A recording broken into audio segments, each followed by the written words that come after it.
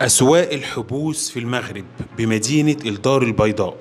لما تدخلها أكنك كده دخلت مكان من عالم تاني خالص. مكان قديم وشكل المحلات فيه قديمة وعريقة، وبتضم كل ما تتخيله من منتجات تقليدية أو صناعات يدوية اللي بتشتهر طبعا بها المغرب. محلات الملابس والقفطان المغربي، ومحلات الزيتون والصابون المغربي الشهير، وحتى كمان الأكلات المغربية القديمة هتلاقيها موجودة في المكان ده. وكمان قابلنا السقة، فاكرينه؟ راجل بيمشي بقربة على مصنوعة من جلد الماعز، ولابس ألوان تقليدية جميلة ملونة، وشايل القربة بتاعته بيسقي الناس في الشارع. تحس كده ان انت رجعت الأيام زمان. وكمان أسعار المحلات هناك رخيصة ومش غالية. بجد كانت زيارة ممتعة جدا لأسواق الحبوس في المغرب.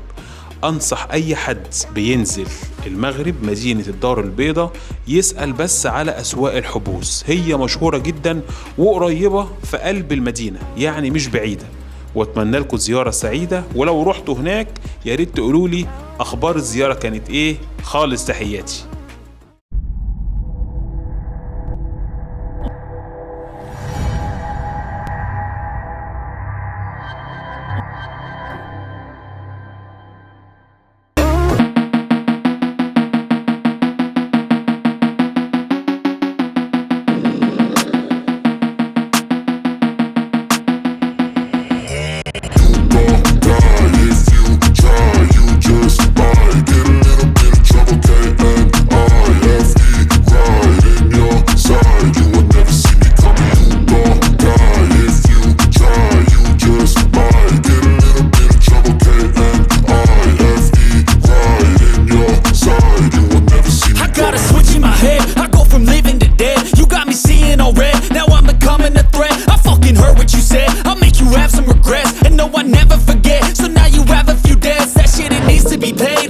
Some sort of pain, you caused a permanent stain which has determined your fate. I've never seen so clear, I feel the end and it's near. The day of reckoning's here, the sound of deafening fear.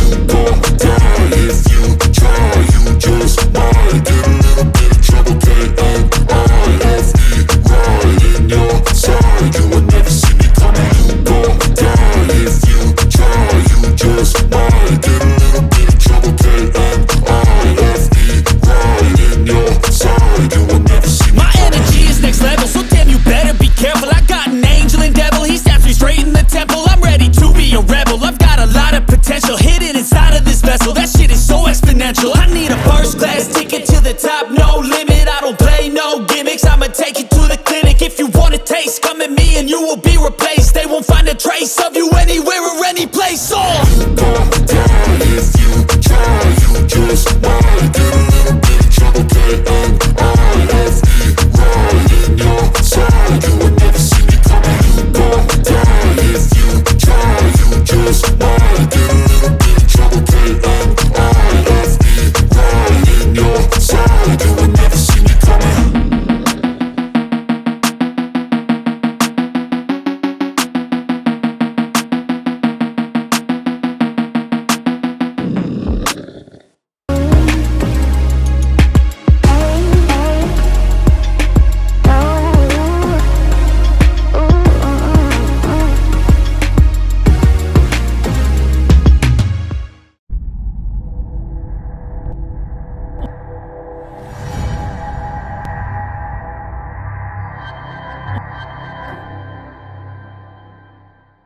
مساء الخير، مساء الفل. من الحاجات الجميله اللي موجوده في المغرب بشوفها ان هو الحفاظ على التراث والحاجات القديمه عندنا. زي احنا عندنا في مصر كده عندنا السقه زمان، طبعا هو تقريبا مش موجود دلوقتي. ازيك يا حاج؟